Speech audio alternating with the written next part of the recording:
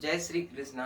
आज हम पढ़ने वाले हैं वायुमंडल का पार्ट 2। ठीक है, वायुमंडल में हम पार्ट 2 आपको बताएंगे। पार्ट 1 आप नहीं देखे हैं तो उसको देख लीजिए। पार्ट 1 में मैंने बताया था कि वायुमंडल का परिभाषा क्या होता है और वायुमंडल कितने उनकी परत होते हैं। ठीक है, उनके जितने भी लेयर्स होते हैं, समताप मंडल है ना, जितना भी है लेयर्स सब के सब मैंने बताया।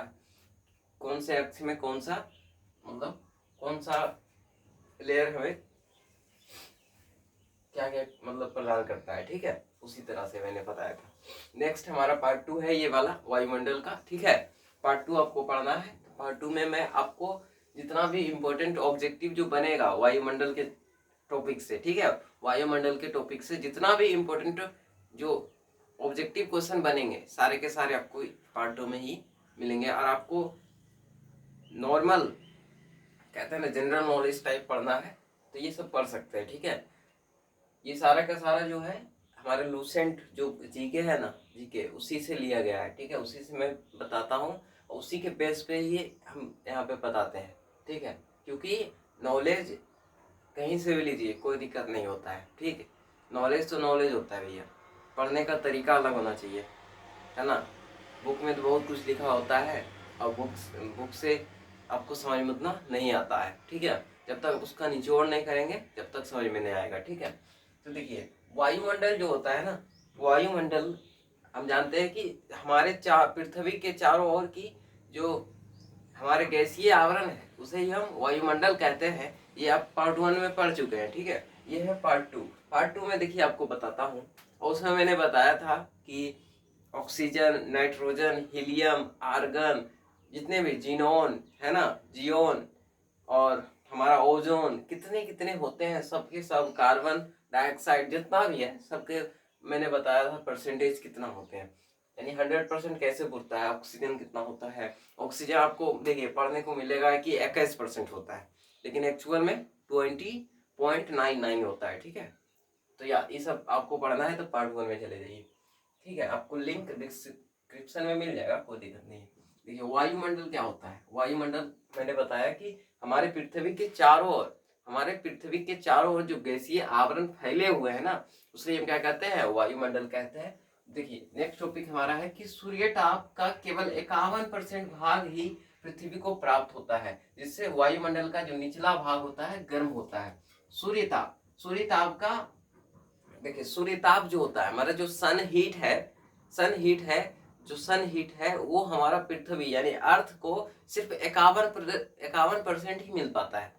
सूर्यताप यानी सन का जो लाइट है, सन एनर्जी जो है वो हमारे अर्थ को मात्र 51% मिलता है। जिस कारण से क्या होता है कि वायुमंडल के जो निचली भाग होता है जिससे गर्म हो जाता है, क्या होता है, निचला भाग क्या होता है, गर्म होता है। ठीक, तो ये हो गया। दूसरा टॉपिक है किसी भी सतह से विकिरण ऊर्जा के परावर्तित भाग को अल्बिडा कहा जाता है, अल्बिडो। ठीक है, किसी भी सतह से विकिरण ऊर्जा के परिवर्तन भाग को, है ना, परिवर्तित भाग क्या कहते हैं, अल्बिडो। यानी कि किसी भी सतह से अगर कोई भी रे अगर विकिरण हो और विकिरण होने के बाद जब परिवर्तित होता है ना, तो प्रवर्तित भाग को ये क्या कहते हैं, अलिबिडो, अलिबिडो। ठीक है, अलिबिडो याद रखिएगा। ताप कर्म को वितरण को प्रभावित करने वाले प्रमुख कारक हैं कौन कौन, देखिए अक्षांश एवं भूमध्य रेखा से दूरी। अक्षांश या भूमध्य रेखा से दूरी होने के कारण क्या होता है, ताप को वितरण करने में उनको प्रॉब्लम नहीं होता। दूसरा है हमारा सागर तल से ऊंचाई, है ना, सागर तल से ऊंचाई, सागर तल से दूरी। ठीक है, फिर है धरातल के गुण, धरातल किस टाइप का है ना, ढाल का स्वभाव, ढाल किस तरह का है, स्थल तथा जल का वितरण, है ना, और प्रचलित धाराएं यानी कि वेव्स, सब पे सब निर्भर करते हैं। ठीक है, नेक्स्ट है कि वायु का जो दाब होता है, सर्वप्रथम वायु का दाब जो था, ठीक है, वायु का दाब यानी एटमॉस्फेरिक प्रेशर, ठीक है, एटमॉस्फेरिक प्रेशर का जो सबसे पहले गैलीलियो के शिष्य, गैलीलियो एक साइंटिस्ट है, ठीक है, आपको पता ही होगा, गैलीलियो जो है साइंटिस्ट का नाम है, और गैलीलियो के शिष्य का नाम है टोरिसेली। क्या नाम है उनका, टोरिसेली।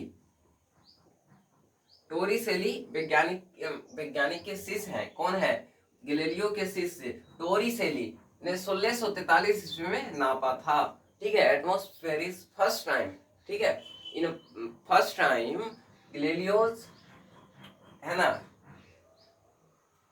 शिष्य, ठीक, टोर्सेली जो थे वो 1643 ईस्वी में सबसे पहले नाप दिया था। ठीक है, नेक्स्ट है कि वायु दाब का मापन जो है वायु दाब मापी या फिर बैरोमीटर से किया जाता है। बैरोमीटर से हम क्या करते हैं कि एटमॉस्फेरिक प्रेशर को नापते हैं। ठीक है, बैरोमीटर के सहायता से किया जाता है। फिर है कि उसके मापन जो होता है इकाई में जब किया जाता है तो मिली बार द्वारा किया जाता है। किसके द्वारा किया जाता है?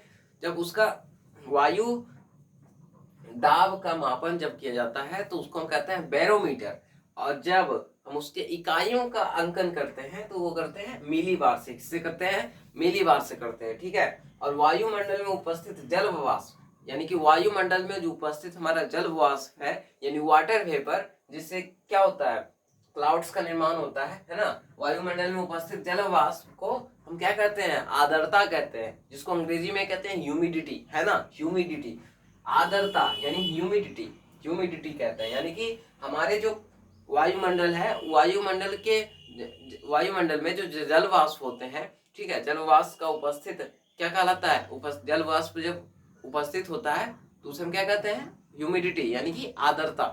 ठीक, देखिए जिस प्रक्रिया द्वारा जल वाष्प में बदल जाता है उसे हम क्या कहते हैं? वाष्पीकरण, है ना। जब वाटर जो होता है, जब उसका वाटर वेपर में परिवर्तन हो जाता है, ठीक है, वाटर वेपर में जब चेंज हो जाता है तो उसे हम क्या कहते हैं? उस प्रोसेस को एवापोरेशन, एवापोरेशन, जिसको हम हिंदी में कहते हैं वाष्पीकरण। ठीक है, वाष्पीकरण। ठीक, और नेक्स्ट टॉपिक हमारा है कि कंडेंसेशन क्या होता है। ये सब को आपको पढ़ना है, कंडेंसेशन वगैरह तो आपको इसमें पढ़ना है। ठीक, कंडेंसेशन में क्या होता है कि जिस प्रक्रिया द्वारा क्या होता है? गैसीय रूप में परिवर्तन होता है। जल का क्या हो जाता है? गैस में परिवर्तन हो जाता है। जल का क्या हो जाता है? गैस में परिवर्तन। जल का गैस में परिवर्तन होना क्या कहलाता है? कंडेंसेशन। कंडेंसेशन, जल का परिवर्तन होना गैस में क्या कहलाता है?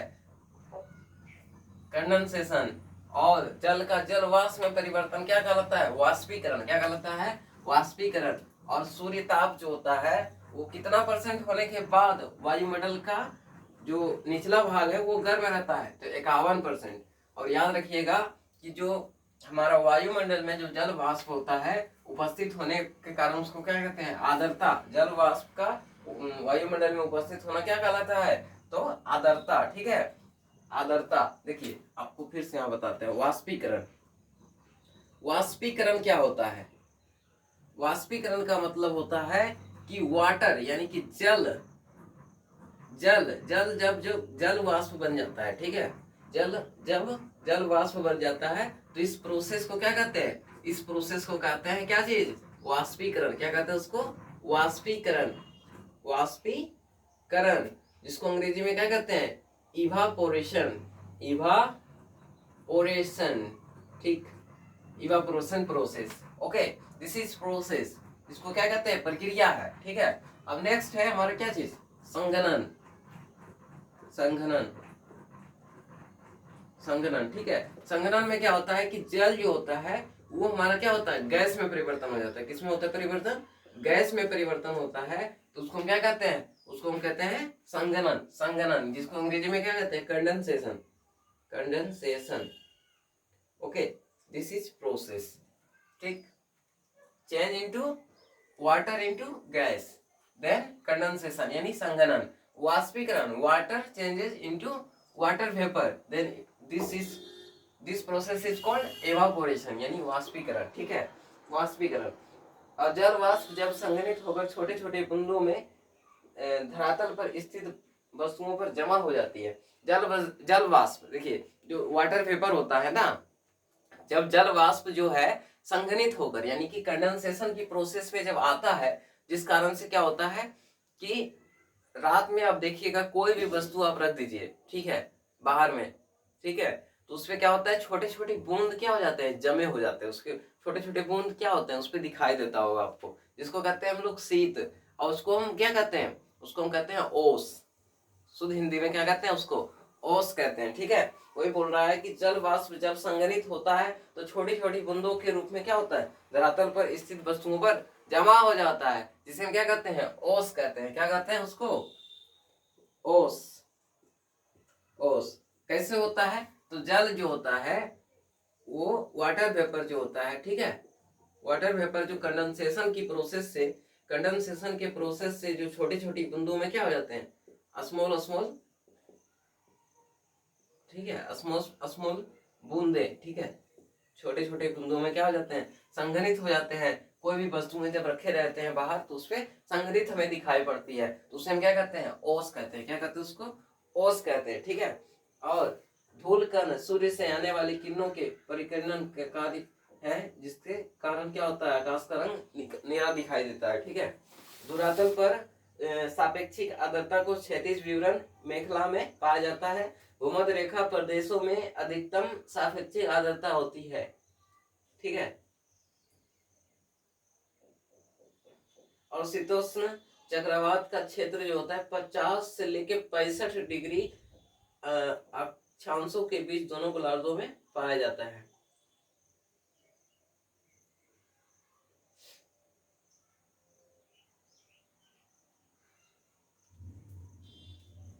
ठीक है, तो ये सब हमको इसमें पढ़ना पड़ता है पार्ट 2 में। अब हम नेक्स्ट टॉपिक जाएंगे किसमें, जल मंडल में, ठीक है। अब नेक्स्ट टॉपिक है हमारा जल मंडल, ठीक। जल मंडल में हमको पढ़ना है